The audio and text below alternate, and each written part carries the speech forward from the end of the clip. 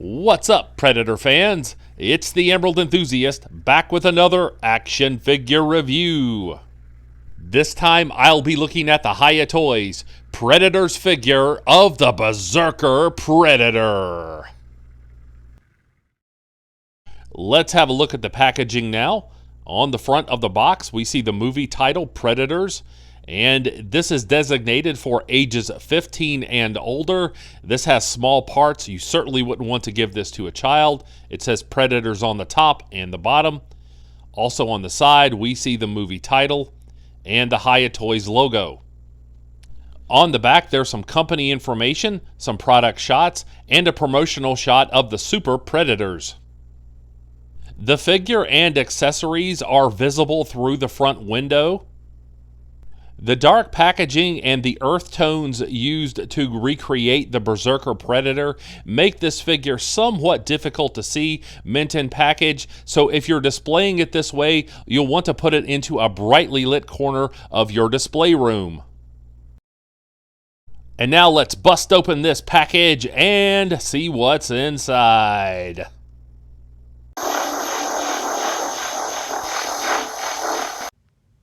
Here is the figure free of the box, but still in the inner plastic. And here we see the Berserker Predator, free of the package and ready to hunt. I have some minor criticisms of this piece, but for a 1/18th scale figure, this is a magnificent collectible. So let's take a closer look at the loose details now. Let's have a look at the lower body now.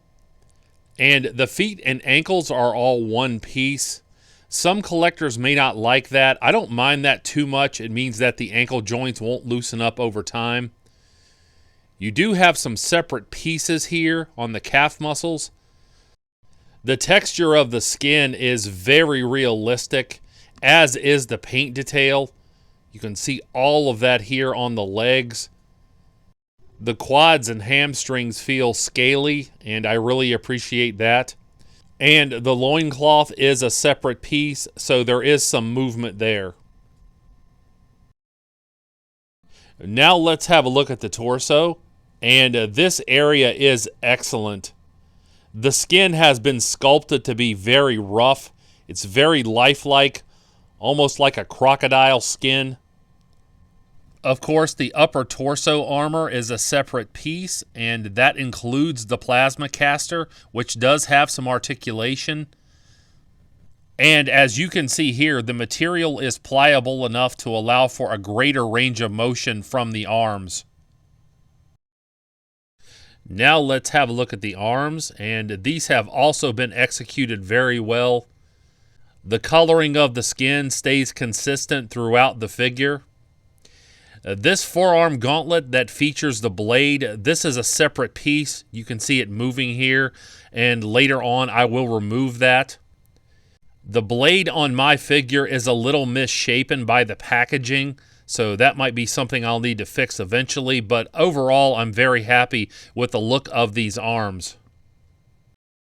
Now let's have a look at the head sculpt, and I am thoroughly impressed here.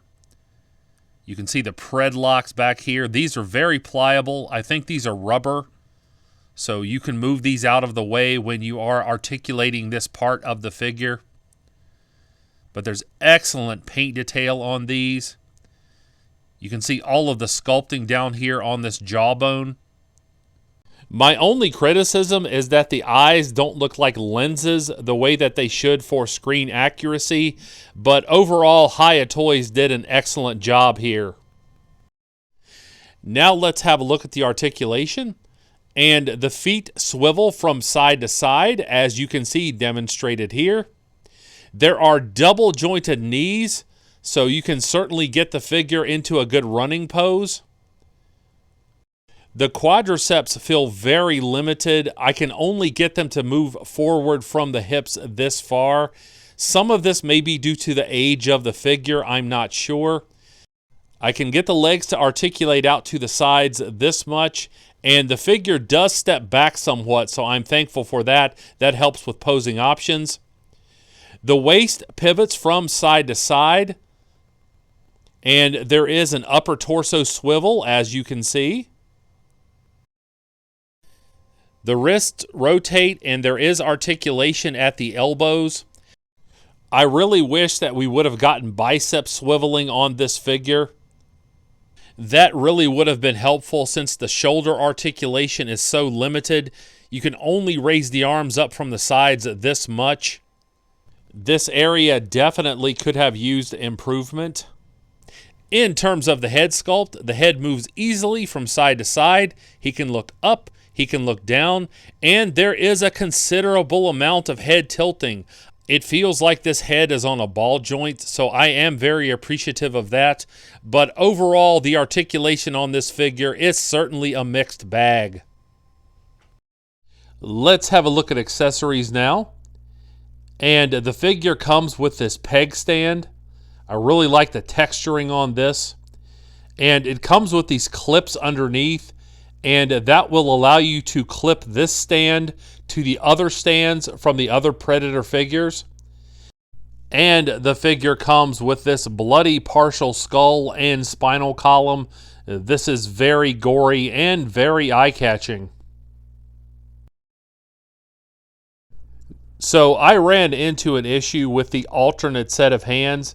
This hand has the wrist peg stuck inside it, and I could probably pull this out if I applied some pressure, but I worry about damaging this hand, and I really don't want to display the figure with this fist anyway, so I'm just going to leave this in the hand, and I'm going to put this back into the wrist port. Again, be careful when you're doing this. This is a very small area. And here you can see the wrist rotation demonstrated. And of course, this is the gripping hand. And as I said earlier in the video, if you'd like to get the forearm gauntlet off of the figure, it is removable. And this figure measures out at about 4 3/4 inches.